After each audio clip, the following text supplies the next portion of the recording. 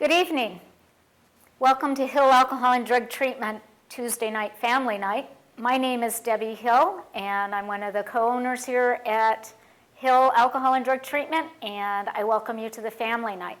Tonight's lecture is a continuation of our family series, and this is a lecture on forgiveness.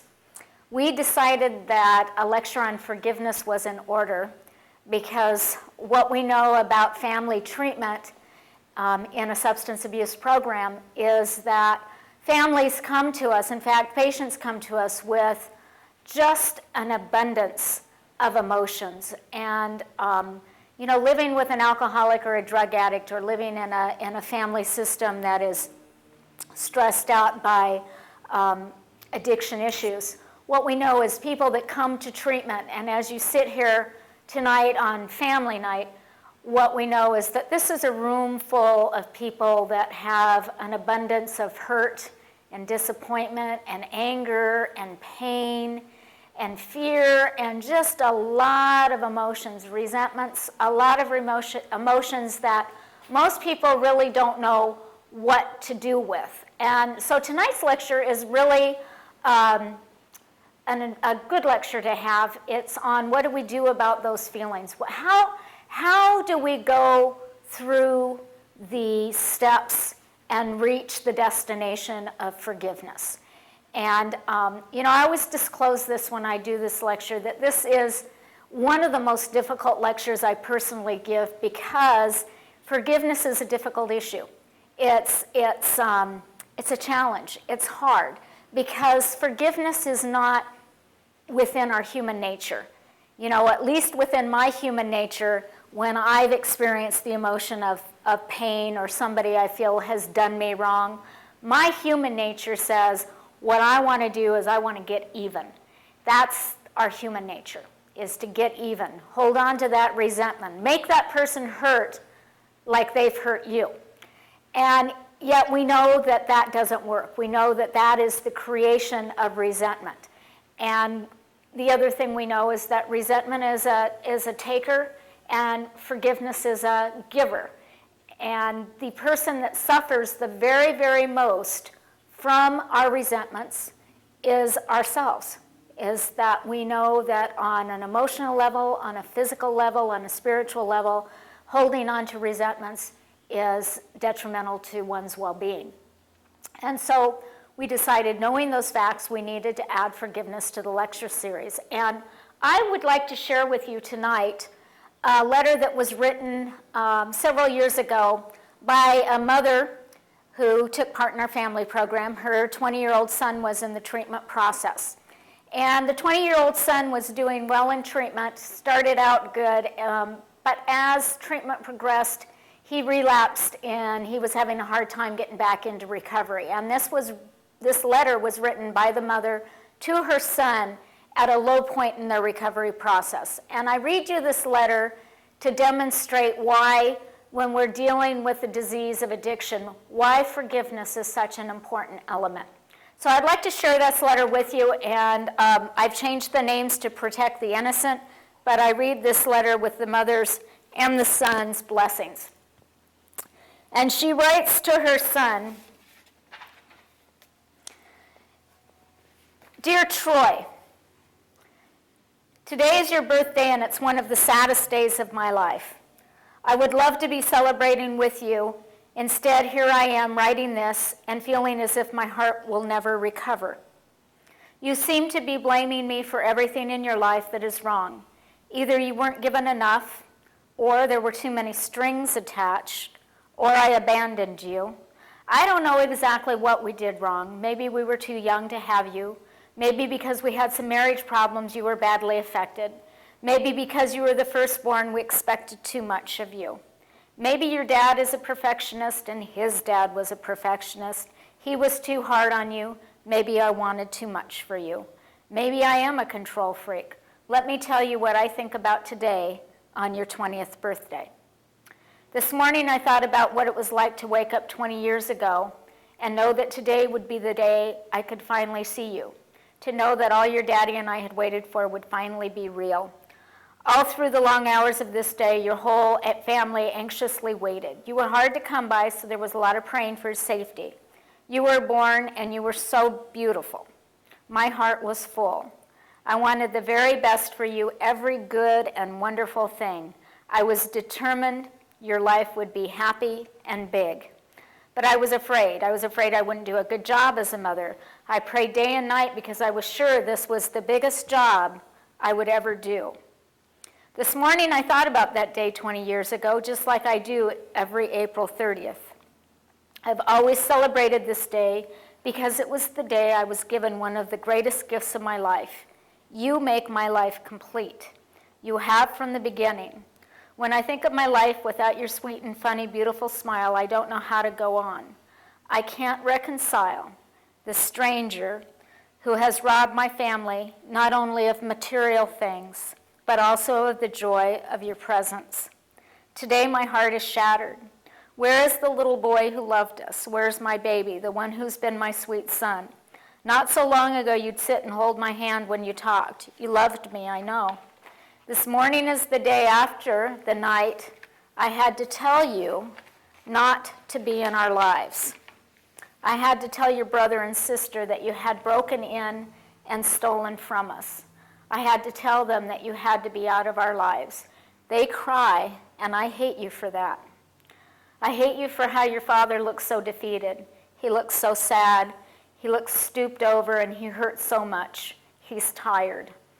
I've had grief in my life before, people I've loved past, I've lost in life, but nothing compares to this pain. The pain of not knowing who my son is or where. I can't reach you. I don't know you. Today is the day for memories. I always indulge myself on your birthday. I celebrate you.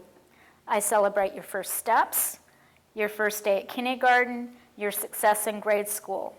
I remember your kindness to Mrs. Smith when she lost her baby. You always fighting for the underdog, dancing with that very short girl because you knew no one else would. I still feel the excitement of you coming off the football field, scooping me up. I was always so proud. Today is the day I go back and I remember your life. Your birth was momentous. There are no words for what you mean to me. I love you like no other person on this earth.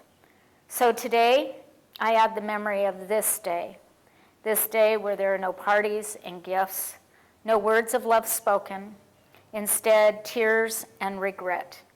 Today, the continual prayer that this will be the only birthday that we'll spend like this, and at the same time wondering how my heart will make it through at all. So you see, that's a very powerful letter, and this is a very powerful disease. And I think what this letter really demonstrates so beautifully is the fact that where addiction is concerned, and I think where human nature is concerned, when a person both loves and hates the same person, it creates a soul divided.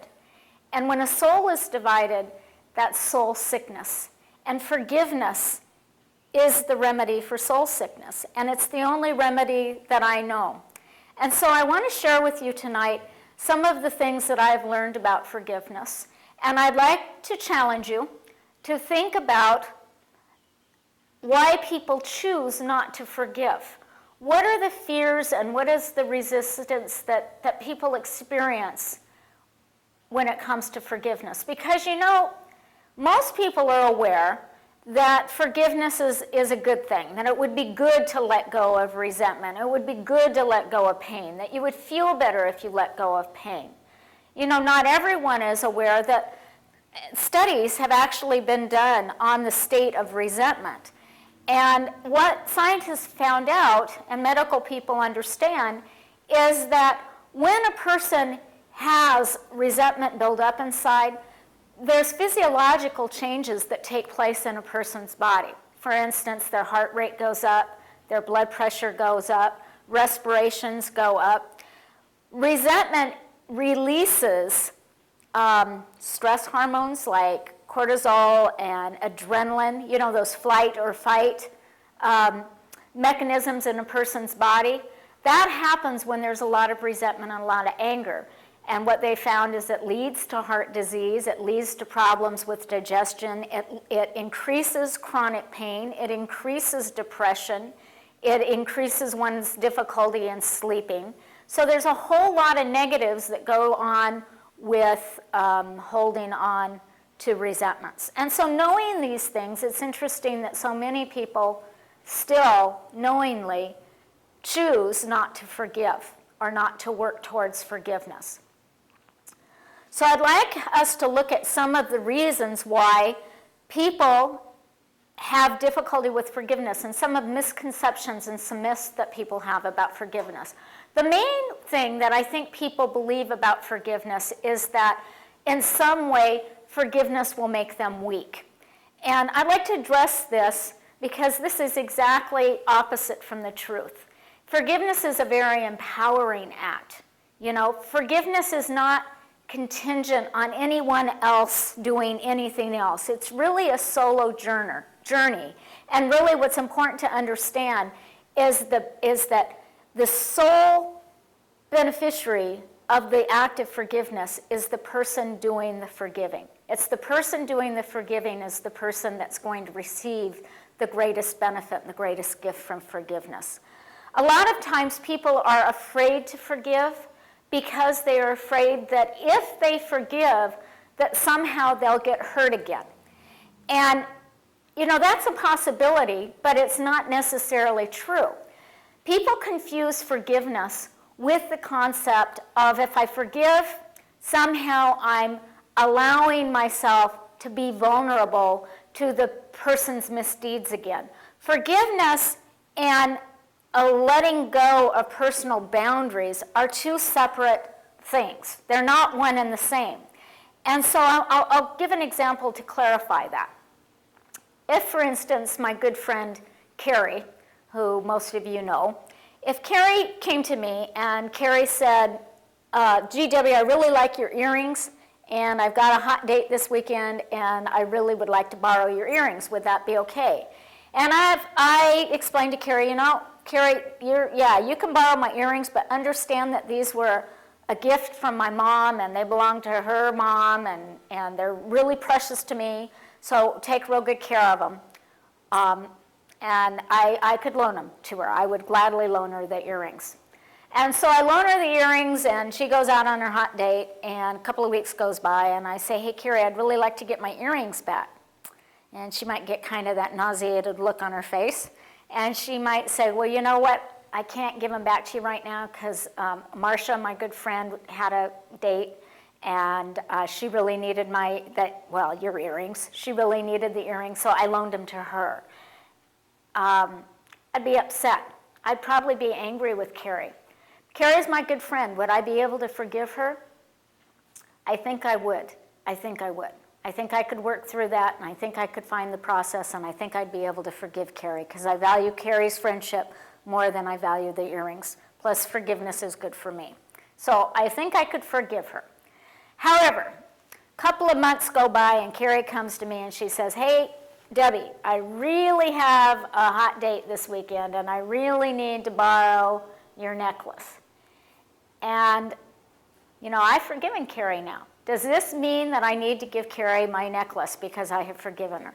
Absolutely not. Separate issues. I have forgiven her completely, but that does not mean that I have to repeat my behavior or set myself up for another resentment. I don't have to do that. They're separate issues. Okay, so that's an important concept to understand. And I also would like to point out is that forgiveness is truly one of the toughest, if not the toughest job that we need to do when it comes to our human relationships. Forgiveness is the trickiest and the toughest job. You know, it doesn't come naturally. It doesn't come easily. You know, people are afraid of forgiving. They're afraid that they're going to get hurt. You know, our having relationships and good, solid relationships is largely contingent on our ability to forgive each other. People think having great relationships is all about our ability to select the perfect people in our lives, to select that perfect partner or to raise perfect children, is that when we have perfect people in our lives, then we'll be perfectly happy. And, that doesn't happen. That's not real. I think that it's really important to point out that our happiness, our serenity, does not come from our ability to pick perfect people.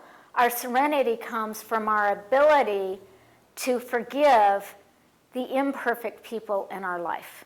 That's where our happiness comes from. So let's move on and let's look at, if I've convinced you that forgiveness is a healthy thing, then let's look at what are the steps that you would need to take, or I would need to take, to get to that point of forgiveness. And the first one I've talked about, but let's go ahead and put it up here. The first step is the step of making a decision. Making the decision to do something is the first important step in any change process. So we need to decide whether or not we want to forgive. Sometimes part of this decision making is asking ourselves that old question, what's most important to me here? Is it most important for me to want to be right, or is it more important to me to want to be happy? If your decision is that you don't want to forgive, that you're not ready to forgive for any reason, what I'd like you to do is to do that consciously. That's an eyeball. I'd like you to open your eyes and at least be aware on a conscious level of what your resistance to forgiving is. Sometimes your resistance to forgiving can simply be that you're not done punishing that person yet, that you're not willing to let go of the punishment. You're not done being angry and hostile and withdrawn and silent. You're just not finished yet. Whatever the case, be willing to look at that and to own it and to claim it and say, yep, that's where I am with it, and I'm just not ready to let go yet. But let's assume that we've convinced you and you are willing to let go. Then let's look at what the next step would be. The next step in this process would be, here's the F word again,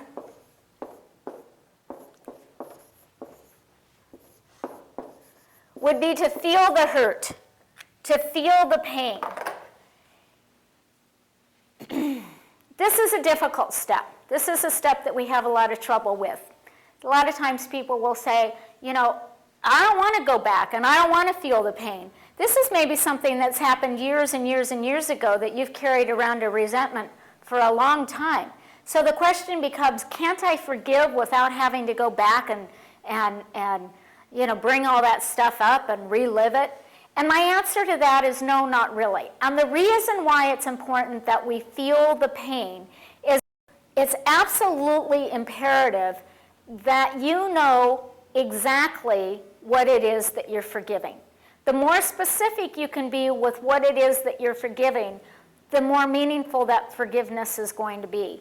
The other reason that we have to go here and we have to feel the hurt one more time is that forgiveness does not happen on an intellectual level. It doesn't happen from here. Forgiveness is an act of the heart. And so it happens on an emotional level. And so to get on that emotional level, it's important that people get in touch with emotions that went with the original hurt, with the original pain. And I want to mention here that it's important to realize that the type of forgiveness we're talking about isn't the forgiveness of little stuff, the day-to-day stuff. That's not what I'm talking about. I'm talking about the stuff where there is a deep emotional wound, that there's something big that's happened that has hurt you deeply. If you have a resentment, or if you're developing a resentment, or have a lot of anger, the real important question to ask yourself, and where to start with that resentment, is the question of what hurt me? What is it that I'm hurting about? The type of resentment I'm talking about involves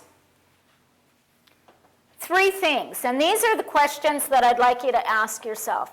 Is in what way was this hurt related to a sense of disloyalty? In what way was this hurt related to a sense of disloyalty? To give you an example of disloyalty, an example of somebody being disloyal is the example of gossip, is an example of being lied to. Those are examples of disloyalty. An example of, walking into a room and walking up to somebody thinking that they're your good friend and they turn their back on you and walk away or in some way shun you. Intentionally embarrassing someone, too much teasing or inappropriate teasing, making fun of someone. Those are examples of disloyalty, and they're very painful. The second example is kind of like disloyalty, only it's cranking it up a little bit, and now we're at the level of betrayal. And betrayal is where there is a deep understanding between me and another person. There's either a spoken or an unspoken contract. There's an understanding between the two of us, and the other person consciously and knowingly went outside of that contract or went outside of that understanding. Examples of betrayal are, the obvious one is, of course, an example of infidelity. But this is a deeper hurt. This is deeper than disloyalty because the relationship and the understanding was at a deeper level. And the third example involves brutality. When I say the word brutality, most people get an image of blood and bruises. You need to understand that brutality is not always physical, that brutality can happen from words as well as from fists, as well as from the physical aspects. So brutality is when we intentionally hurt someone or we have been hurt by someone's intentional, hurtful words. And that, of course, can be just as damaging as the physical. An example of brutality is when we intentionally make someone feel less than their excellent selves. That's an example of brutality.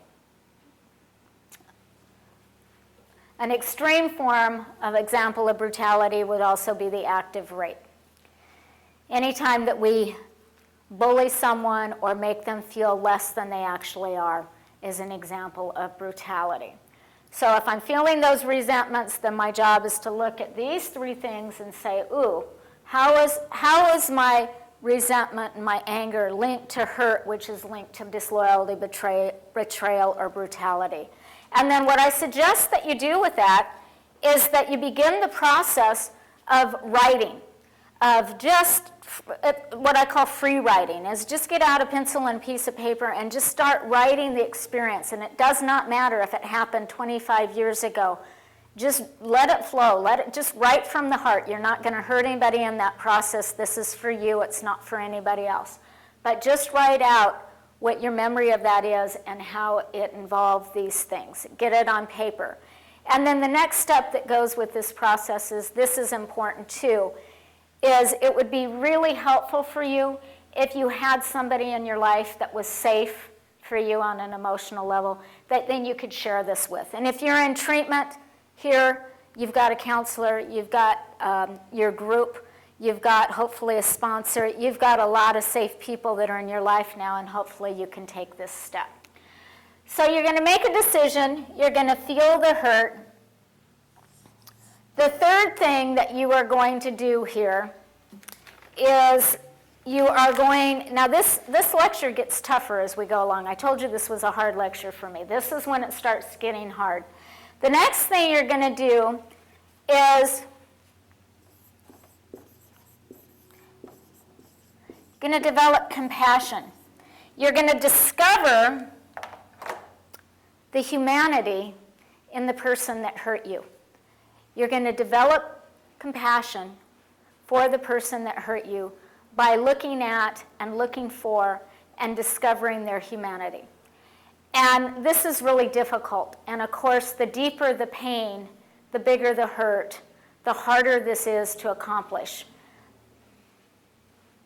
I told you that this forgiveness stuff is not from a human nature. This is spiritual in nature. Most people, when it gets to this point in time, most people find it's really helpful if they have a sense of a higher power to get help from that higher power, or ask your higher power to start helping you, because you're going to need the help of something greater than yourself to get you past, this is hard, but this is still human in nature.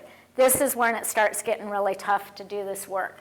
So developing a sense of compassion for the person that hurt you. Key thing in this is that one of the things that can be helpful at this point is the part of this process of developing compassion is that you have to see yourself for what you really are before you can see the truth about the person that hurt you. And the truth about the person that hurt you is that most likely they're not all bad. And most likely there are parts of yourself that are not all good. Every single one of us, humans, have a shadow side. All of us have a darker side to our own personalities. And this isn't to excuse the person that hurt you. This is simply to help you develop compassion for them. See, if I can start looking at and I can see my own faults, if I can say, oh, you know what, I've gossiped about so-and-so before, or I've told a lie before, or there was that time I made fun of the person, or there was that time that I intentionally wanted to hurt that person. I am capable of hurting people in the same way I've been hurt.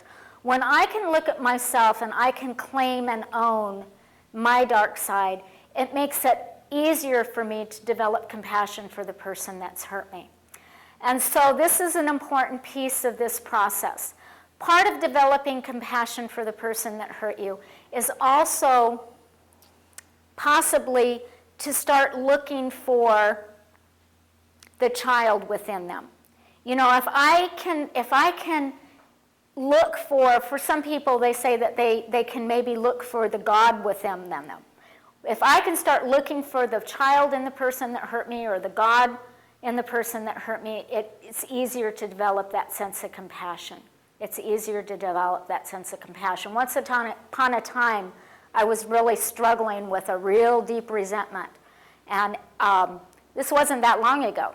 But I had a big old fat resentment, a really good one, and a self-righteous one. You know what I'm talking about, the kind where you're right. And I was not really wanting to forgive, but this resentment was going on way too long, and I was paying the price of holding on to that resentment. That resentment was robbing me of just a lot of stuff, of my joy and my freedom and my happiness, and I was spending way too much time in the negative. And the problem with me is that when I get these resentments, what comes to me is all this information that I have on forgiveness. And so as this resentment was going along, I had to start asking myself, well, maybe you should try some of that stuff that you talk about in your forgiveness lecture. And I thought to myself, I could do that, but I'm sure it wouldn't work in this case. But like, having pain, the pain gets great enough, eventually I'm going to be willing to try something different, and I was. And I sat down with a pencil and piece of paper, having made the decision I'm willing to try forgiveness. I did the second step, and I wrote all about the pain, and I wrote all about, what happened, and how I was hurt, and how I was betrayed, and all that good stuff. Then I got to this hard step of developing compassion. And I got stuck there. And what I did with that, and I did this begrudgingly. I didn't do this, I didn't want to do this. This wasn't my idea of fun.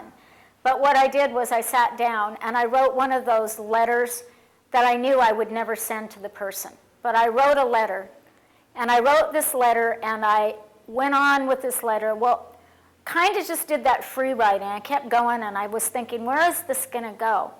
Well, eventually where this letter went was, as I was writing, I was able to see this person that hurt me, I was able to see them. I was able to see the little girl in this person.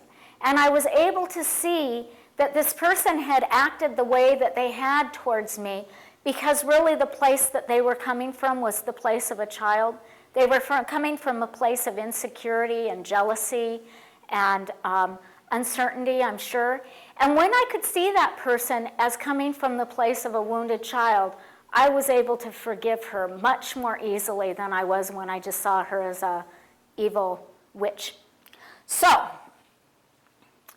such is the case in developing compassion. And let's move on to the next step, which is the step of surrendering. Once we've gotten the compassion, then we need to surrender. This is the step where we are willing to drop the rock. This is the step where we say, I'm willing to put it all down. I'm willing to let go. What this step means is that we are giving up our right to get even forevermore. We are forevermore giving up our right to get even. Now, back up to this one with that person that I forgave. Before I had that resentment, I'm not a computer person, and I didn't know how to email. But I discovered email was a great weapon, because I could email this person, and I discovered that I really like sending these emails. And so when I got down to the step of surrender, what this meant, if I was giving up my right to get even, and I was giving up that right to make her hurt and the way that I'd hurt, it also meant that I had to lay down those weapons. It meant that I needed to quit talking negatively about her. It meant that I needed to quit emailing her. It meant that I had to make a conscious effort to think evil thoughts about her. Okay? Surrender. Giving up your right. Giving up your piece of that vengeance cycle. And then, as I mentioned in another lecture, we're going to change our magic markers. We're going to change our behavior. And I just mentioned that. So anything that you've done that's fueled the resentment, whether it's talking about the person, whether it's whatever your particular behavior's been that's added to and kept that resentment alive, you need to change that behavior. You need to stop that behavior. And hopefully you can replace that behavior possibly with something that's more positive. That's not always appropriate. It's not always appropriate. To forgive somebody does not necessarily mean that you're going to have reunion. It doesn't necessarily mean, it's not an automatic, I forgive, therefore I have to re-engage with that person or have reunion with that person. Now, if you intend to have reunion with someone, you certainly need to forgive. But in order to forgive, it doesn't absolutely mean that you have to have reunion. And there are cases where it's probably not your healthiest choice to have reunion. Okay, so it is important that you change the negative behaviors and where appropriate, add positive behaviors. And I'll share with you quickly a story about a friend of mine, and I share this story with his permission. This friend is named Dennis, and Dennis is a fireman, and maybe some of you have met him in your journeys to AA before.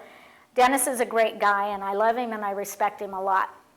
Dennis tells me that when you're a fireman, you go to work and you stay at work for a couple of days at a time. And it's a relatively small group of guys. And Dennis, a few years back, was sharing in meetings that I was going to with him. And what he was sharing about day after day after day was this resentment that he had against this guy at his firehouse. Could not stand this guy. He could not stand this guy. I don't know what the guy did to him, but he could not stand this guy. And his resentment and his dislike of this guy was so great that Dennis was actually putting in paperwork because he wanted to be switched out of that firehouse and he wanted to go somewhere else because he wanted to get away from this guy. Well, I guess his transfer wasn't going through. And I don't know where Dennis got this, but he actually put into motion the 5th step here in our forgiveness work. What Dennis shared one day when he came to a meeting was he shared that he went to work one day and he saw, I'll just call this guy Dave.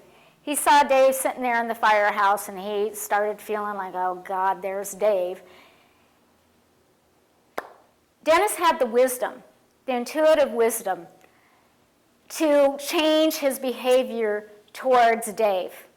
And instead of doing whatever it was that he was doing to fuel that resentment, Dennis went up to Dave and he said, hey Dave, can I fix you a cup of coffee? And Dave said, yeah, okay, you can fix me a cup of coffee. And Dennis said, Dave, what would you like in that coffee? And the guy said, well, I like it with 2 tablespoons of sugar and, 6 dashes of cream. Told him exactly the way he wanted it, and Dennis went into the kitchen, and he said he fixed the best cup of coffee that he could for this guy. He said he found a cute little napkin, and he fixed it up on the little napkin and took it over to him and handed it to him and said, here, Dave, here's your coffee. And he said he doesn't know what Dave got out of that, but he said there was a dramatic shift in the way he felt. He said he felt lighter, he felt better. He said it did wonders for him. See, this is an example of changing the behavior and trusting the process that the feelings will follow. Okay, now, some of you will ask, how will you know that forgiveness has taken place? Well, before I go there, let me add one more thing. And that is that people that have had a lot to forgive, people that have really had those deep wounds where forgiveness was a huge issue, one of the things that they say that's very important is that you don't just forgive one time. People say that sometimes, they wake up each morning with a renewed commitment for that day, that today I'm going to forgive. Today I'm going to practice forgiveness. Or you might do the forgiveness and you go, oh, thank God that's over with. I'm done with that, only for a month later for those feelings to start resurfacing again. So forgiveness is something that might be an ongoing process. But how do you know when you're through the process? How do you know that forgiveness is happening, that the forgiveness is taking place? Well, one of the ways that you'll know is that physically you'll feel better. To have a resentment takes bunches of energy. It takes a whole bunch of our energy. It robs us of our energy. So one of the things that you might notice is that you have more energy and more energy for positive things. The other thing that you might notice is that some of those physical symptoms that you had when you were living with the resentment, the not sleeping well, the depression, the high blood pressure, all of the stuff that went with holding on to that resentment. You might actually notice that some of those symptoms are lessening or some of those symptoms are actually gone. That would be a way that you know. Probably the most powerful thing that you will notice is that eventually, over a period of time, what you might find is that the thoughts that you have of that person, maybe some of your thoughts are even positive. I have a friend named Lori Dwinell who is a therapist and a really gifted therapist. And what she refers to this as, and this only will happen when you go through a process like this, she says that ultimately what ends up happening is ultimately what you will find is that you get to hold the good about the person. That you're no longer holding the memory of what was bad and what was not good, but you find yourself holding the memory of the good. The happy times, the positive traits, the good stuff. When you've done this work, that holding of the good is real. It's not like, well, I don't want to think about the negative. I don't want to do the work. I don't want to feel the hurt. I don't want to do the writing. I don't want to do the pain. I just want to switch right into just remembering the good stuff. That's probably pretty artificial and probably isn't going to last very long. But when you've done the process, what you will find is that when you're done, you find yourself holding the good about that person. Okay. So the miracle of forgiveness is simple. It's not easy, but it's simple. And the miracle of forgiveness is simply a shift in your perception about the person. And I believe that that is within our power to do that. And I wish you all well, and I wish you all courage, and I hope that this is something that you find will bring happiness and joy and serenity to you. Thank you.